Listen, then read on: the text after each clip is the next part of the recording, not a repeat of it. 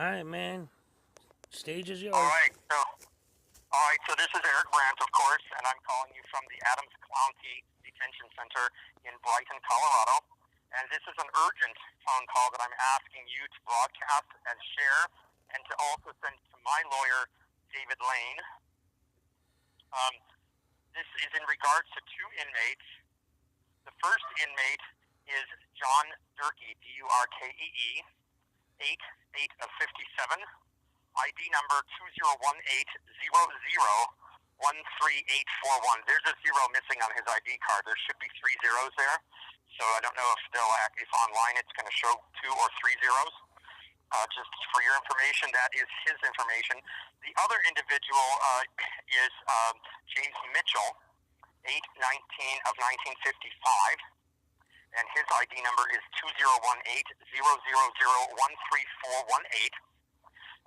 These two are linked together in what I would call an absolutely gross medical neglect situation here at the Adams County Jail. My lawyer, David Lane, is already suing this facility on behalf of an inmate and for his parents who died here a few months ago due to medical neglect. Mr. Durkee just collapsed in front of me. He's been bewildered at times. He last week walked into my cell thinking that it was his.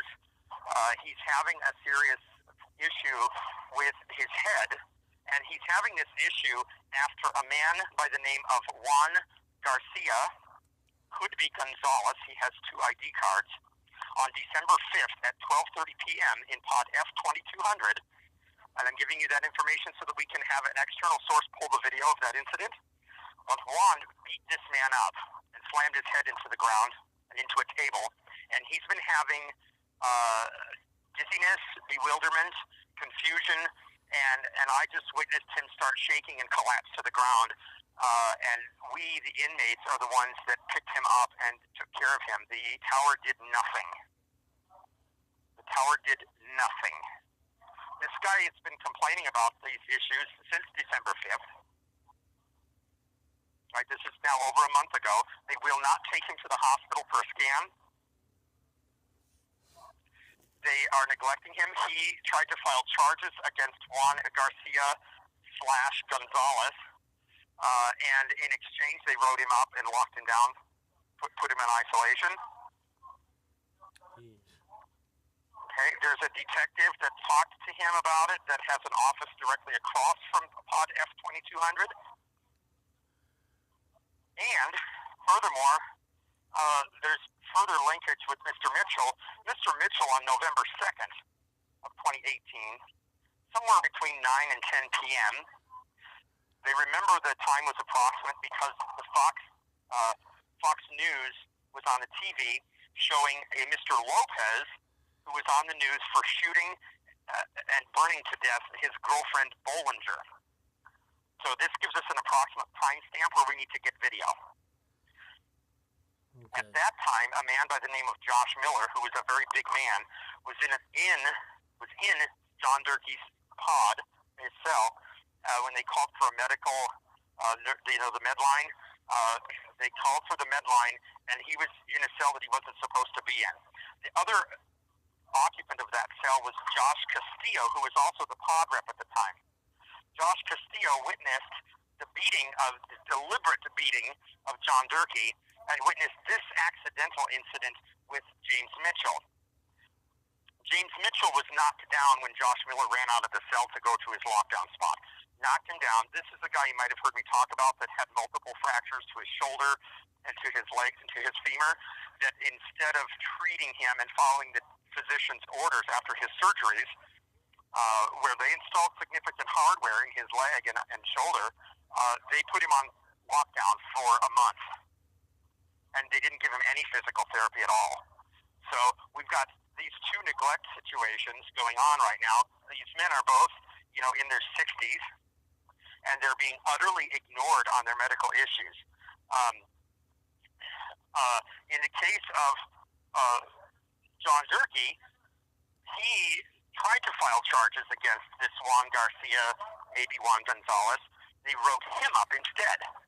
In the case of Mr. Mitchell, that detective that has the office across from 2200, actually came to the hospital and interviewed him at the hospital and practically begged him to file charges against Josh Miller. Yeah.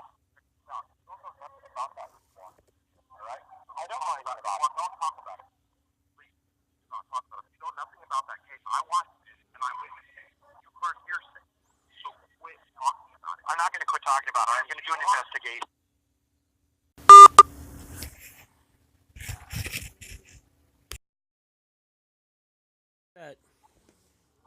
Okay, so our call was forcibly terminated by another inmate. I don't know his name.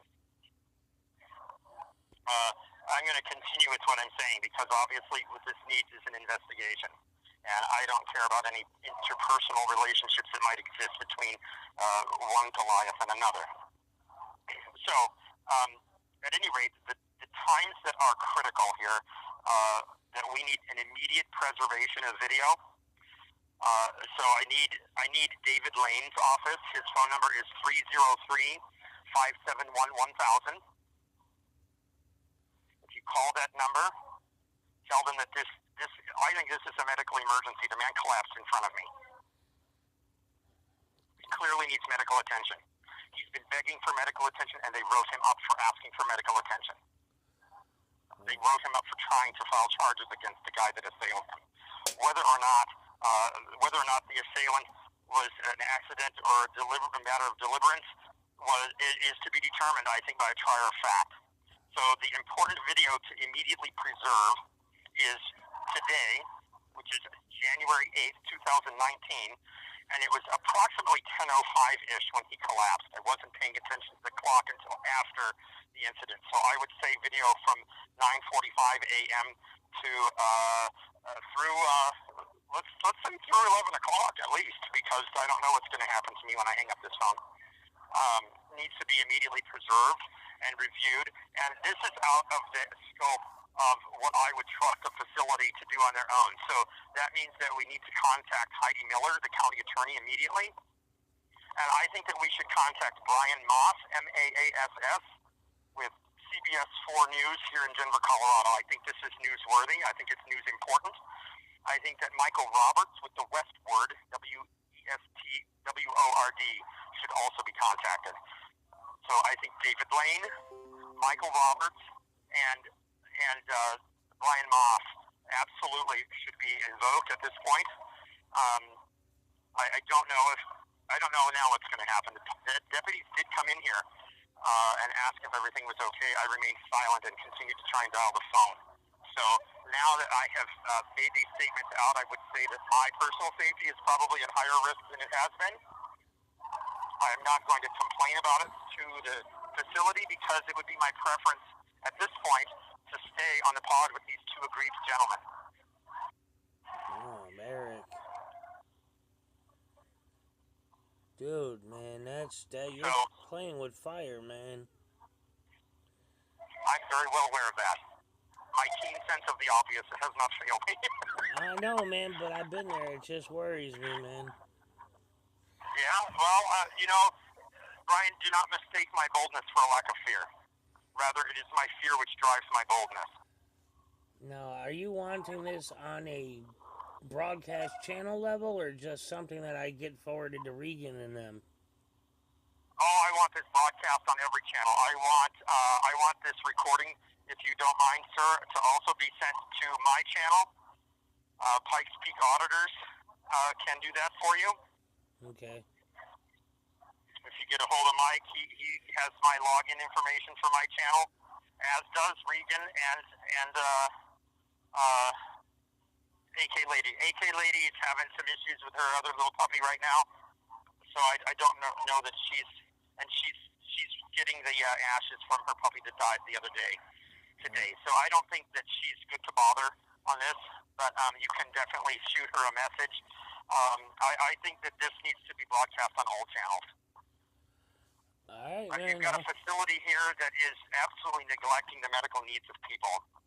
So the dates that I absolutely would like somebody to preserve and obtain, this will not be a cheap endeavor, so you can coordinate with whomever we need to get these paid for. But I want the video from January 8th, 2019 from 9:30 a.m. to 11 a.m. That's today. And that would be, you need to know that that is on Module C, Pod 3. C3. Okay? I can see two cameras in here. There is a globe camera in the corner that's looking straight out. It should give the angular view. Then there is a camera hanging off in the center of the room, off to the left side of the room as you come into the pod from the main sally port. From pod F2200, we need a video of that pod from December 5th. Let's say from 12 p.m. to 1 p.m. 12 p.m. to 1 p.m. Okay, and I'm going to talk faster because things are getting loud and they could lock us down. No, from November 2nd of 2018, from 9 p.m. to 10 p.m., also pod F2200. Those are critical videos. They need to be preserved. They need to be produced and obtained now. And I'll tell you that when I got video from Adrian Brown's beating, it cost me $407. Jeez. And it took me 12 weeks to get it. That's unacceptable. They need to produce it within 72 hours.